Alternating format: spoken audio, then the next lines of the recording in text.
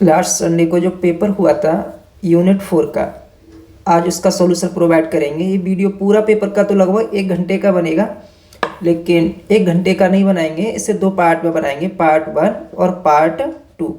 Part 1 में क्या करेंगे, 2 सेक्शन पार्ट 1 में ले लेंगे, सेक्शन ए व सेक्शन बी, और जो सेक्शन आपके 2 रह जाएंगे, सेक्शन सी व सेक्शन डी, वो दूसरे पार्ट में ले लेंगे।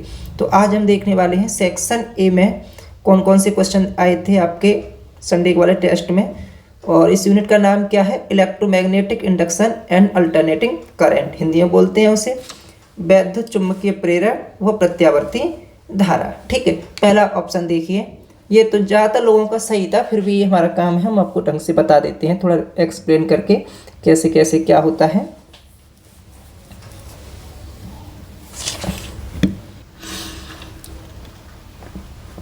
पहला क्वेश्चन पढ़ना आप, ये दिया है सेक्शन ए, खंड ए है। खंड ए क्या है, बहुविकल्पी प्रश्न। खंड ए का बहुविकल्पी प्रश्न में देखना है हमको क्या। पहला क्वेश्चन, चुंबकीय फ्लक्स का मात्रक होता है।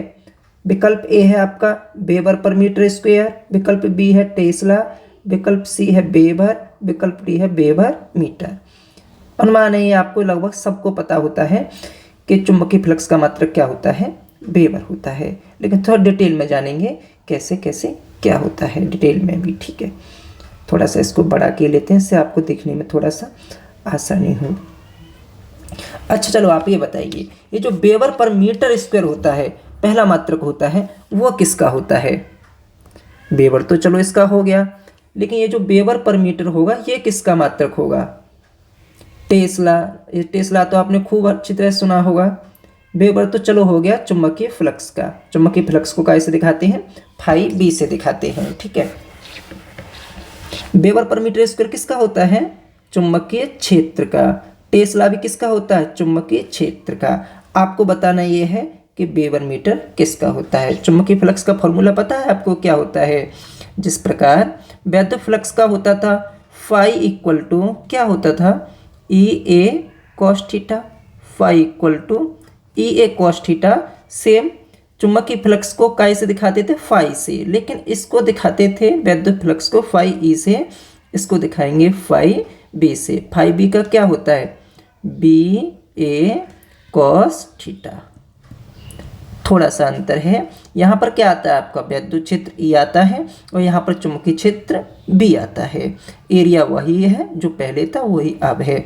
थीटा कोण होता है, किस किस के मध्य बना कोण होता है, एरिया वेक्टर ए और वेक्टर बी या वेक्टर ई, जैसा भी क्षेत्र हो उसके मध्य बना कोण होता है। ठीक है, तो पहले का विकल्प जो आपका होगा वो क्या होगा, सही आंसर क्या होगा, विकल्प सी होगा।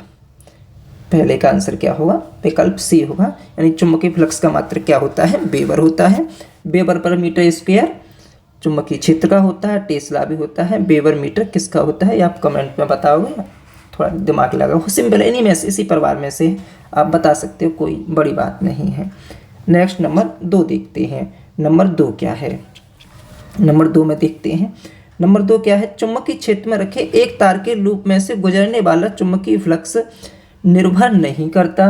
किस पर निर्भर नहीं करता, उसके बारे में बात करेंगे।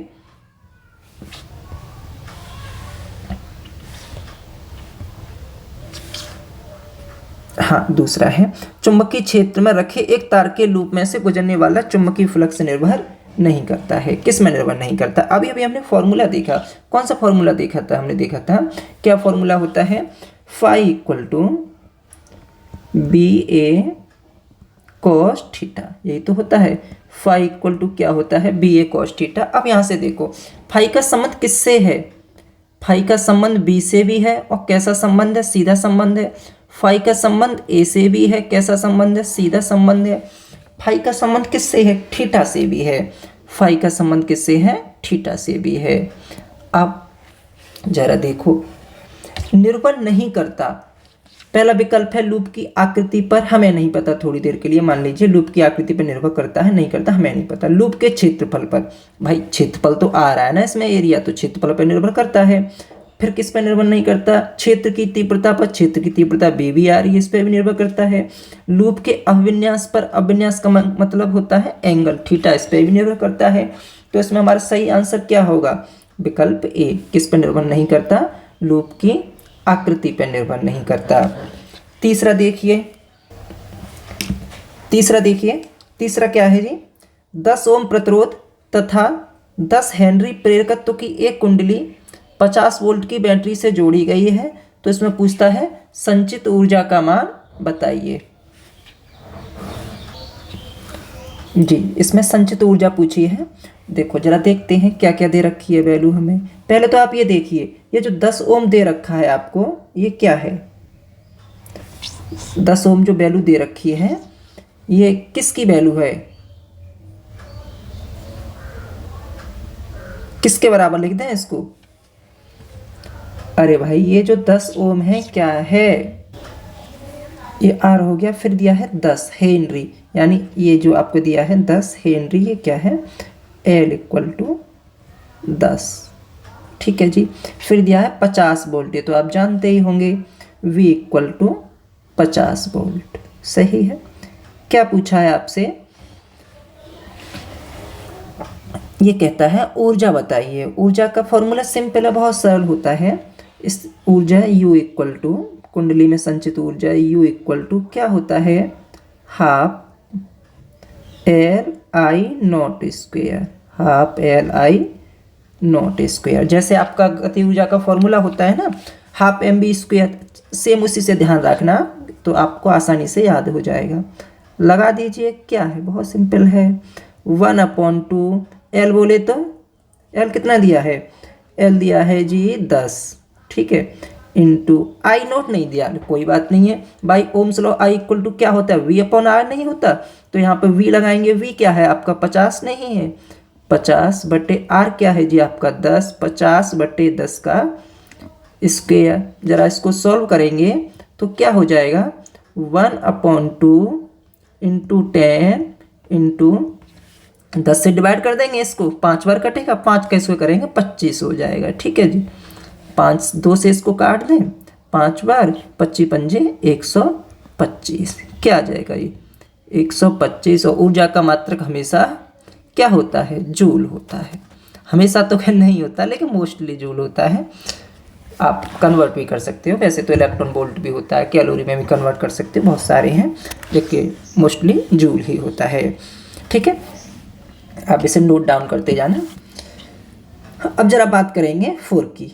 ये जो हमें 4 दिया है इसकी बात करेंगे। इसमें कहता है प्रेरकत्व का मात्रक होता है। देखो, प्रेरकत्व का मात्रक वैसे तो नॉर्मली आपको पता है क्या होता है? हेनरी होता है, चाहे अन्योन्य प्रेरकत्व हो चाहे स्वप्रेरकत्व हो, लेकिन ये आपसे कभी नहीं पूछेगा। मैंने आपसे पहले भी बताया था, इतने सिंपल क्वेश्चन वो नहीं पूछता है। विकल्प ए दिया है ओम सेकंड, ये होता है। विकल्प बी है ओम सेकंड, सेकंड ओम, ओम 1/ओम सेकंड। यानी कहीं न कहीं प्रेरकत्व का कोई ऐसा फॉर्मूला लाइए जिसमें रेजिस्टेंस आर आता हो। क्या आता हो? जिसमें रेजिस्टेंस आर आता हो। कोई दिक्कत नहीं है। देखो क्या होता है आपका,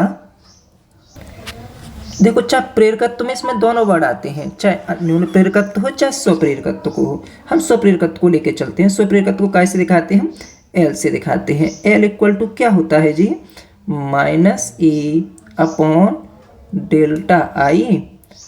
अपॉन डेल्टा टी, यही तो होता है, -E/ΔI/ΔT। जरा देखो जी, डेल्टा टी कहाँ जाएगा? ऊपर जाएगा। यहाँ माइनस न लिखें तो भी कोई दिक्कत नहीं है, वो डायरेक्शन के लिए होता है केवल, लेकिन फिर भी आप लिख के चलो, ठीक है। डेल्टा टी अपॉन नीचे क्या है? डेल्टा आई। अब देखो यहाँ से यदि आप यूनिट लगाते हो, मात्रक लगाते हो, तो इसमें क्या आ जाएगा? अब यहाँ से आपको देखना है, ये जो आपका दिया है धारा, ये धारा आई के अगर मात्रक लगाओ तो एम्पियर आएगा, लेकिन एम्पियर का इसमें कोई विकल्प नहीं है। इसमें क्या है? सेकंड है, सेकंड के विकल्प है, ओम के विकल्प हैं। तो देखो सेकंड तो आपका जो टी है ना, यहाँ से आ जाएगा, टी दिया है, यहाँ से सेकंड आ जाएगा, लेकिन हमें ओम और चाहिए। तो यहाँ से सारा समझो, आई का कुछ ऐसा मात्रक लगाओ जिसमें रेजिस्टेंस आर आता हो। सिंपल सी बात है, आई इक्वल टू क्या होता है? V/R होता है। तो वही फॉर्मूला आप लगा दीजिए। This can be written as -E/ΔT upon I की जगह क्या लिख दे हम? V/R लिख सकते हैं ना। तो बराबर देखो क्या होता जी, -E/ΔT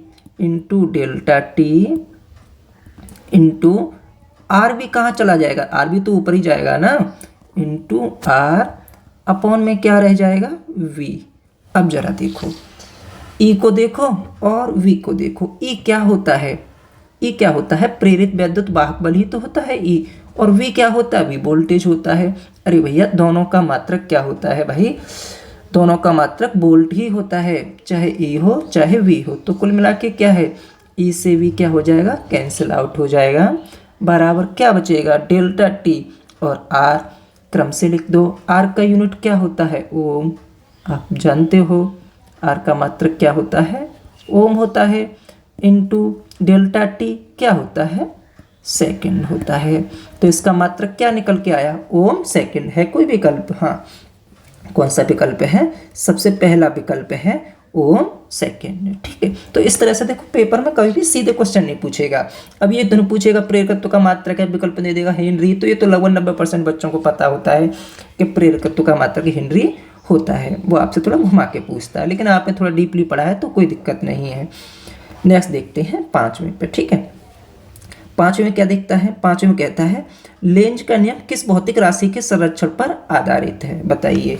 लेंज का नियम किसने दिया था, तो पहले तो आप ये बताइए। लेंज का नियम दिया था फैराडे ने। फैराडे ने चुंबकीय पेड़ के संबंध में 2 नियम दिए थे। पहले नियम को क्या बोलते थे, न्यूमैन का नियम। आपको ध्यान आ रहा हो, रिकॉल कर पा रहे हो गया, क्या बोलते थे न्यूमैन का नियम। और जो दूसरा नियम होता था उसको क्या बोलते थे, लेंज का नियम। क्या बोलते थे, लेंज का नियम। ठीक है, आप न्यूमैन का नियम क्या होता था, आप चाहो तो लिख सकते हो E = -n, यहाँ पर लिख देते हैं, हालांकि पूछा नहीं है फिर भी आप सीख लीजिए।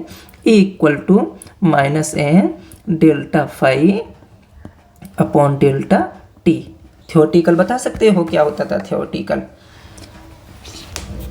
किसी कुंडली में या किसी कुंडली के सिरों पर उत्पन्न प्रेरित वैद्युत वाहक बल फ्लक्स परिवर्तन की ऋणात्मक दर के अनुक्रमानुपाती होता है। n फेरों की संख्या है तो n का तो गुणा होता ही होता है। और न्यूमैन का नियम पूछता तो आपको ये बता सकते थे, लेकिन पूछा क्या है भैया इसमें, लेंज पूछा है। किसका नियम पूछा है, लेंज का नियम। किस भौतिक राशि के संरक्षण पर, इसको डिटेल में बताते हैं थोड़ा सा इमेज बना के। ठीक, हाँ थोड़ा इसको डिटेल में जानते हैं। देखो क्या होता है, लेंज का नियम किस भौतिक राशि के संरक्षण पर आधारित है। देखो फैराडे ने कितने नियम दिए थे, फैराडे ने 2 नियम दिए थे। पहले नियम को किस नाम से जाना, ऊपर लिखे देते हैं, लेकिन आपको ध्यान रखना है 5वें की बात चल रही है, स्पेस की कमी पड़ेगी। फैराडे ने क्या नियम दिए, 2 नियम दिए थे। ठीक है, फैराडे का प्रथम नियम और फैराडे का द्वितीय नियम। फैराडे का जो प्रथम नियम था वो किस नाम से जाना गया था, न्यूमैन का नियम। किस नाम से जाना गया था, न्यूमैन का नियम के नाम से जाना गया था जी। ठीक है, और दूसरा नियम था वो किस नाम से जाना गया था, लेंज का नियम। ठीक है, न्यूमैन के नियम का फॉर्मूला क्या होता था, E = -n delta phi upon delta T. Theoretical बोले तो किसी कुंडली या किसी परपथ के सिरों पर उत्पन्न प्रेरित वैद्युत वाहक बल E फ्लक्स परिवर्तन की ऋणात्मक दर के अनुक्रमानुपाती होता है। हालांकि इसमें पूछा नहीं है, लेकिन हमारा जो मेन मोटिव है यहाँ पे क्या है, लेंज का नियम जानना है। लेंज का नियम क्या होता है, तो सुनो लेंज का नियम क्या होता है। हमने माना इस तरह से कोई आपकी कॉइल है, ठीक है, इसे हमने बैटरी से जोड़ दिया, ये प्लस, ये बड़ा डंडा प्लस है, माइनस है, यहाँ कोई कुंजी लगा दी इस तरह से। ठीक है, हम क्या करेंगे, इसके पास एक चुंबक लेंगे, इधर मैंने मान लिया नॉर्थ पोल है, होने को कुछ भी हो सकता है, लेकिन आप मान लीजिए नॉर्थ पोल है। जब आप इस चुंबक को गति कराओगे, क्या करोगे, आगे पीछे गति कराओगे, तो इसमें क्या होगा, एक तो हमारी धारा होगी मुख्य धारा, जो इस सेल के कारण फ्लो हो रही होगी। ठीक है, इस तरह से मैंने माना ये मुख्य धारा क्या है, आई है। क्या है मुख्य धारा जी, आई है। एक तो हमारी मुख्य धारा होगी, लेकिन एक और धारा होगी, पैदा होगी कब, जब इसमें धारा, मुख्य धारा में परिवर्तन होगा, प्रेरित धारा। एक तो वो कॉन्सेप्ट है। या फिर आप क्या करोगे, चुंबक को गति कराओ, चुंबक को कभी आगे ले जाओ कभी पीछे, आगे पीछे ले जाओगे तो क्या हो जाएगा, इसमें एक धारा जन्म लेगी, जिससे हम क्या बोलेंगे, प्रेरित धारा। क्या बोलते हैं उसको, प्रेरित धारा। ये जो प्रेरित धारा होगी सदैव उस कारण का विरोध करती है जिसके कारण वह स्वयं उत्पन्न हुई है। ठीक है, अब सुनो, अगर पूछ से आप लेंज का नियम क्या होता है तो आपको क्या लिखना था, इस नियम के अनुसार किसी कुंडली या परपथ में उत्पन्न प्रेरित धारा सदैव, या प्रेरित वैद्युत वाहक बल भी होता है, हो सकता है, उत्पन्न प्रेरित धारा सदैव उस कारण का विरोध करती है जिसके कारण वह स्वयं उत्पन्न हुई है। इसमें जो प्रेरित धारा उत्पन्न हो रही है कॉइल में, ये क्यों हो रही है, क्योंकि चुंबक क्या कर रही है, गति कर रही है, तभी तो उत्पन्न हो रही है। लेकिन यह अब जो प्रेरित धारा किसका विरोध करेगी, चुंबक की गति का विरोध करेगी। ठीक है, अब इसमें जो करंट बनता है, करंट का मतलब वैद्युत ऊर्जा, इसमें जो आई बन रही है वो फ्री में नहीं बन रही, हम इस चुंबक को गति करा रहे हैं आगे पीछे, तो हमें कुछ कार्य भी तो करना पड़ रहा है, डब्लू, क्या करना पड़ रहा है, डब्लू। अब जिस चुंबक को गति कराने में जो हमें कार्य करना पड़ा डब्लू, वो डब्लू ही किस में चेंज हो जाता है, आई में। तो किस पे आधारित हो गया, अरे ये भी ऊर्जा है, ये भी ऊर्जा है, तो लेंज का नियम में कौन सी राशि संरचित रही, ऊर्जा ही तो संरचित रही। पहले हमने जो कार्य किया वो कार्य ही किस में कन्वर्ट हो गया, ऊर्जा में। कार्य भी क्या है, ऊर्जा का ही रूप होता है। तो इसका विकल्प कौन सा सही होता है जी, आपका विकल्प बी सही होता है। लेंज का नियम किस भौतिक राशि के संरच पाया है, ऊर्जा। ठीक है, अच्छा आपको ध्यान आ रहा है, आवेश संरक्षण पर कोई नियम आधारित होता था, शायद आप गैस कर पाओ, किरचॉफ्स लॉ पढ़ा होगा आपने, कोशिश करना, क्लास में पूछेंगे बताना। चुंबकीय फ्लक्स संरक्षण तो कुछ होता नहीं है, संवेग संरक्षण फर्स्ट ईयर में होता है, संघट्ट होते हैं, उसकी कोई जरूरत नहीं है। लेकिन आवेश ये तो कॉमन क्वेश्चन है, आवेश वाला, इसके बारे में बताना। ठीक है, अब देखते हैं सेक्शन बी, जो वेरी शॉर्ट क्वेश्चन है। सेक्शन बी देखेंगे, सेक्शन बी क्या है, वेरी शॉर्ट क्वेश्चन है। सेक्शन बी के बारे में बात करेंगे, आगे देख। छठवां क्वेश्चन देखिए, ये दिया है, क्या लेंज का नियम खुले परपथ के लिए लागू होता है? चाहो तो आप मौखिक भी बता सकते हो इसको लागू होता है कि नहीं, लेकिन ये सबने गलत किया है, पता नहीं क्यों, जबकि ये बहुत सिंपल था। अभी तो देखो डिस्कस ही किया, लेंज का नियम होता क्या है। जैसे अभी हमने क्या बनाया था, एक कॉइल बनाई थी, ठीक है, कॉइल को हमने एक बैटरी से जोड़ा, ठीक है, इस तरह से बैटरी होगी कोई, इस तरह से प्लस माइनस, हम क्या करेंगे, चुंबक को गति कराएंगे। ठीक है, अब चुंबक की गति के कारण इसमें एक धारा जन्म होगी, कौन सी धारा हो, उसका नाम क्या होगा, प्रेरित धारा। ये प्रेरित धारा क्या करेगी, सदैव उस कारण का विरोध करेगी जिस कारण वो स्वयं उत्पन्न हुई है। यानी ये नहीं चाहेगी चुंबक गति करे, ये चुंबक की गति का विरोध करेगी, ये तो है ना, यानी मूवमेंट ऑफ मैग्नेट का विरोध करेगी चुंबक की गति का।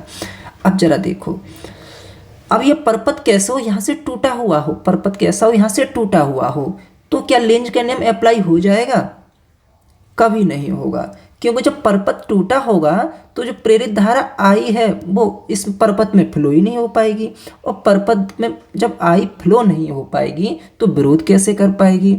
कभी भी कोई भी परपथ होगा, जैसे आपने ये सेल लिया यहाँ पे, ठीक है, ये सेल लिया आपने, अब ये ऐसे करके ऐसे परपथ है, इसमें करंट कितना जा रहा है जी, आई जा रहा है, तो एक करंट केवल तभी तक फ्लो होगा जब तक परपथ जुड़ा रहेगा, तभी तक आई है इसमें, जब तक परपथ जुड़ा है। अगर आपने कहीं से तोड़ दिया, सपोज यहाँ से तोड़ दिया, तो किसी भी ब्रांच में आई नहीं होगा। अब परपथ ये टूटा हुआ है तो आई नहीं होगा, आई नहीं होगा तो लेंज का नियम नहीं होगा। तो इसके आंसर में आपको क्या लिखना था, क्या लेंज का नियम खुले परपथ लागू होता है, तो लिखना था नहीं, लेकिन सही बच्चों ने लिखा है हाँ लागू होता है। ऐसी छोटी छोटी गलती कर रहे हो आप लोग। सातवां देखिए, सातवां क्या है, सातवें पूछा है जी आपसे, स्वप्रेरण व अन्योन्य प्रेरण में क्या अंतर होता है। सिंपल था, आप इसे भी बता सकते थे चाहते तो। बताइए जल्दी से, क्या अंतर होता है स्वप्रेरण अन्योन्य प्रेरण में, थोड़ा सा अंतर है। देखो स्वप्रेरण में क्या होता है, केवल एक कुंडली होती है। स्वप्रेरण में क्या होगा, केवल एक ही तो कुंडली होती है, स्वप्रेरण में केवल एक कुंडली होगी, ऐसे करके इसे, और एक कुंडली वो क्या होगी, बैटरी से जुड़ी होगी, है ना। इस तरह में मैं इसमें रिले वगैरह नहीं लगा रहा हूँ, स्पेस कम है इस वजह से। ये क्या, केवल एक कुंडली लोगे तो क्या बन जाएगा, स्वप्रेरण। लेकिन अन्योन्य प्रेरण में क्या होगा, एक नहीं होंगी, दो होंगी। पहली वाली कुंडली में क्या करेंगे, बैटरी से जोड़ेंगे पहली वाली कुंडली को जी, ठीक है, बैटरी से जोड़ दिया। चलो यहाँ पर रिले भी लगा दो, जिसे आप कुंजी बोलते हो, है ना। इसमें करंट फ्लो होगा, और करंट भी कैसा, आई नहीं, डेल्टा आई। डेल्टा आई का मतलब परिवर्तनशील करंट, कभी कम कभी ज़्यादा, ठीक है। अब इसके पास एक और कुंडली रखी होगी, इसमें बैटरी नहीं होगी, इसमें क्या होगा, धारा मापी जुड़ा होगा। क्या जुड़ा होगा, धारा मापी। जैसे ही इसमें आप करंट फ्लो करोगे तो इसमें धारा मापी में जो सिग्नल होगा, जो सुई होगी, वो तुरंत उठ जाएगी। इसका मतलब जब पहली कुंडली में, इसको क्या बोलते हैं, प्राथमिक प्राइमरी कॉइल, इसको क्या बोलते हैं, सेकेंडरी कॉइल। जब प्राइमरी कॉइल में आप धारा में परिवर्तन करोगे, यानी प्राइमरी कॉइल में क्या करोगे, धारा में परिवर्तन, तो सेकेंडरी कॉइल में धारा मापी में विक्षेप उत्पन्न होगा। इसका मतलब क्या है, जब प्राथमिक कुंडली में प्रवाहित होने वाली धारा के मान में परिवर्तन किया जाता है, तो द्वितीय उससे जुड़ी हुई या उससे बद्ध या उसके समीप रखी हुई द्वितीय कुंडली में एक धारा उत्पन्न हो जाती है, जिसे क्या बोलते हैं, प्रेरित धारा कहते हैं। बस थोड़ा सा अंतर है, यहाँ पे जो प्रेरित धारा हो रही थी वो उसमें मुख्य धारा भी उसी में थी और प्रेरित धारा भी उसी के एक ही कुंडली में थी। लेकिन अन्योन्य प्रेरण में क्या है, मुख्य धारा पहली कुंडली में होगी और प्रेरित धारा द्वितीय कुंडली में भी होगी, द्वितीय कुंडली में होगी, ठीक है। ये आपको लिखना था, बस क्या था अंतर। दोनों के फॉर्मूले लिख देते, स्वप्रेरण अन्योन्य प्रेरण के, आपको पता ही है, बस वहाँ एल हो जाता है, वहाँ एम हो जाता है। जैसे स्वप्रेरण का फॉर्मूला लिखते हैं तो स्वप्रेरण का फॉर्मूला क्या होता है, स्वप्रेरण का होता है L equal to minus A, अभी तो बताया ही था, delta I upon delta T. स्वप्रेरण को L से तो दिखाते हैं, जबकि अन्योन्य प्रेरण का क्या होता है, minus A upon delta I upon delta T. अब आप सोच रहे होगे इसमें तो कोई डिफरेंस ही नहीं है, बताओ क्या डिफरेंस होता है, अभी बताया तो था थ्योरी में। देखो यहाँ E1 E2 शोभा नहीं देता क्योंकि एक ही कुंडली है, लेकिन इसमें तो शोभा देगा ना। जो प्रेरित वैद्युत वाहक बल है, प्रेरित धारा है, वो किसमें पैदा हो रही है, दूसरी में, तो आप क्या लगाओगे, E2 लगाओगे। और जो धारा परिवर्तन है वो किस में हो रहा है, प्राइमरी में, तो यहाँ I1 लगाओगे। दोनों के फॉर्मूले लिख देते, मात्रा तो हालांकि दोनों का हेनरी ही होता है, इसका भी और इसका भी, ठीक है। नेक्स्ट देखते हैं जी, 7वां क्वेश्चन क्या है, स्वप्रेरण व, अरे 7वां तो हो गया, सॉरी 8वां देखो, स्वप्रेरण व अन्योन्य प्रेरण का एक उदाहरण दीजिए। ये तो चिल्ला के कई बार आपसे कहा था कि काफ़ी पूछा जाता है और उदाहरण आपको बताए भी। अन्योन्य प्रेरण का तो खूब घिसा पिटा है, आपको अच्छी तरह से आता होगा। स्वप्रेरण का क्या होता है, स्वप्रेरण का बताइए पहले। स्वप्रेरण के सिद्धांत पर कौन सी डिवाइस है जो कार्य करती है, स्वप्रेरण पर कार्य करती है चौक कुंडली, जो हमारे ट्यूबलाइट वगैरह में लगी होती है। कोई भी इलेक्ट्रिक सर्किट होगा सभी में होती है। कौन कार्य करता है, चौक कुंडली। और अन्योन्य प्रेरण पर कौन कार्य करता है, ये तो लॉन्ग क्वेश्चन भी आया है कल परसों, ट्रांसफॉर्मर अन्योन्य प्रेरण पर कार्य करता है और चौक कुंडली स्वप्रेरण पर कार्य करती है। थोड़ा इसको डिटेल में देख लेना। ट्रांसफार्मर तो आपको बताया, लॉन्ग क्वेश्चन में कराया, चौक कुंडली आपकी शायद सिलेबस में नहीं थी, वो आपको नहीं कराई है, ठीक है। चलो फिर आज देखते हैं आपको 9वां, भंवर धाराओं से आप क्या समझते हो, बताइए भंवर धाराओं से आप क्या समझते हो।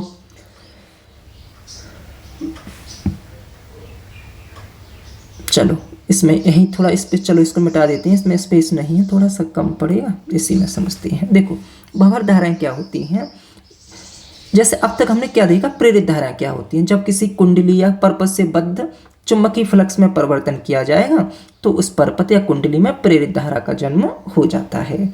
लेकिन अब हम क्या देखेंगे, यही प्रेरित धाराओं का जो डेंस रूप है, सघन रूप है, क्या बन जाता है, भंवर धारा। अब हम कोई पदार्थ लेंगे, क्या लेंगे, अब हम कोई पदार्थ लेंगे। हमने क्या किया, ये अच्छा खासा कोई धात्विक पदार्थ था, इससे बद्ध, इससे चुंबकीय बल रेखाएं जा रही थी बी, इसमें क्या कर दिया, परिवर्तन कर दिया, यानी बी को क्या बना दिया, डेल्टा बी बना दिया। तो इसमें क्या हो जाएगा, भंवर धाराएं पैदा हो जाएंगी, ठीक है। और भंवर धाराएं इतनी फास्ट होंगी, इतनी हार्ड होंगी कि इस धात्विक पदार्थ को क्या कर देंगी, रक्त तप्त तक कर देती हैं, यानी इसको पिघला देती हैं। तो तो भंवर धाराएं क्या होती हैं? देखो वहाँ परपथ आता है, वहाँ परपथ की जगह चालक लगा दीजिए, बस बन गई डेफिनेशन। जब किसी चालक से बद्ध चुंबकीय फ्लक्स में परिवर्तन किया जाता है तो उस पदार्थ में, उस चालक में भंवर धाराएं उत्पन्न हो जाती हैं। ये भंवर धाराएं इतनी विनाशकारी होती हैं या इतनी भयंकर होती हैं, इतनी सघन होती हैं कि उस पदार्थ को रक्त तप्त तक कर देती हैं, रक्त तप्त मतलब लाल कर देती हैं। ठीक है, इसके आगे देखते 10वां देखते हैं। एक धातु की प्लेट क्षैतिज अक्ष के प्रत्यय दोलन करती है, प्लेट पर तीव्र चुंबकीय क्षेत्र लगाया जाता है, तो बताइए उसमें क्या होगा? वही बात, एक धातु की कोई प्लेट है, वो क्या कर रही है? दोलन। दोलन का मतलब ऑसिलेशन, फर्स्ट आपने पढ़ा हुआ, आप इतना समझ लीजिए, दोलन का मतलब गति कर रही है। ठीक है, इस तरह कोई धात्विक प्लेट है, ऐसे करके क्या होता है? दोलन कर रही है। और किस में दोलन कर रही है? चुंबकीय क्षेत्र में दोलन कर रही है, ऐसे करके कभी वो इधर जाती है, कभी इधर, ऐसे करके दोलन कर रही है।